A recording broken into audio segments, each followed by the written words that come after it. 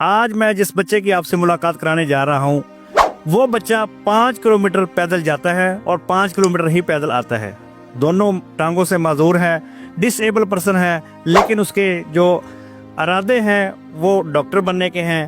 آئیے ان سے جانتے ہیں کہ ان کو یہ کون کون سی دشواری آ رہی ہے اور کہاں تک یہ جاتے ہیں اسکول پڑھنے کے لیے. میرا بھی دل کرتا ہے کہ میں ان کے ساتھ کھیلوں اور کودوں, اور میری ٹانگوں کا یہ مسئلہ ہے اور اس لیے آپ دعا کریں میری ٹانگ ٹھیک ہو, میں کھیلوں.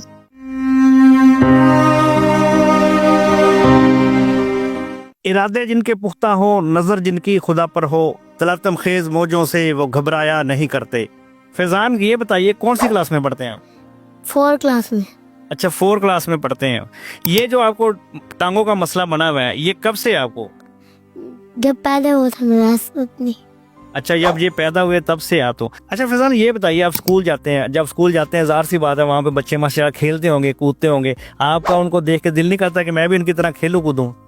میرا بھی دل کرتا ہے کہ میں ان کے ساتھ کھیلوں اور کودوں, اور میری ٹانگوں کا یہ مسئلہ ہے اور اس لیے آپ دعا کریں میری ٹانگ ٹھیک ہو. میرے ساتھ فیضان کے والد موجود ہیں, آئیے ان سے جانتے ہیں. سر یہ بتائیے گا کہ آپ کو کیا محسوس ہوتا ہے, دوسروں کے بچے ماشاءاللہ چھلانگے مارتے ہوئے اسکول جاتے ہیں لیکن آپ کا بچہ ظاہر سی بات ہے ڈسیبل ہے, محسوس تو ہوتا ہو گیا, کہ آپ کے دل میں کیا خیال آتے ہیں؟ یہ خیال آتا ہے جی یہ بچہ ٹھیک ہوتا یا اس کا علاج ہو جاتا, یہ بہتر ہو جاتا, لیکن یہ ہم نے بہت چیک کروایا لیکن یہ نہیں ہو رہا, مشکل ہے بہت. کہاں سے چیک کروایا اس کے علاج کے لیے, آپ کہاں تک گئے ہیں اور کس کس کو چیک کروایا؟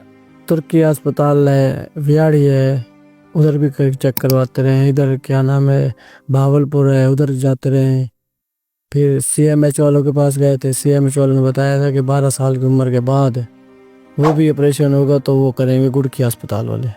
کتنے بہن بھائی ہیں اس سے, آپ کے بچوں میں سے اسی کو مسئلہ ہے یا کسی اور بچے کو بھی ہے؟ 8 بچے ہیں, یہ ایک کوئی مسئلہ ہے. اچھا آپ یہ بتائیے ڈاکٹروں کا کیا کہنا ہے, آپ ڈاکٹروں کے پاس گئے ہیں, ظاہر سی بات ہے بہت مہنگا علاج ہے, آپ افورڈ تو نہیں کر سکتے, تو ڈاکٹروں نے کیا کہا اور آپ کیا کہنا چاہتے ہیں اس بارے میں؟ ڈاکٹروں نے کہا کہ اس کا علاج ہم کریں گے.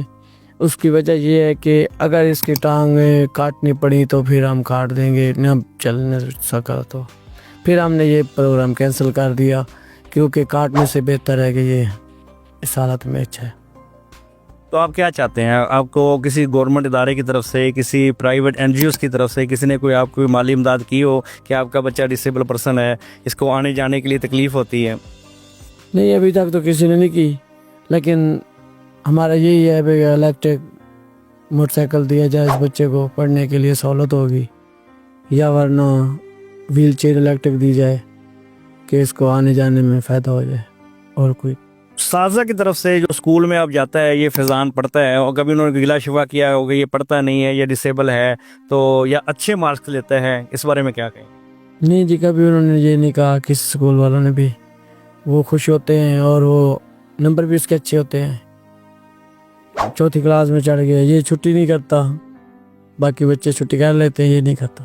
اچھا سر یہ بتائیے گا, آج کا رانا سکندر ماشاءاللہ تعلیم کے وزیر ہیں, انہوں نے بڑے بڑے بچوں کے لیے انیشیٹو لیے ہیں, کیا کہیں گے اس بارے میں آپ؟ انہوں نے اپنا بچہ بھی سرکاری اسکول میں داخل پڑھایا ہوا ہے اور ہمارا بچہ بھی پڑھ رہا ہے سرکاری اسکول میں.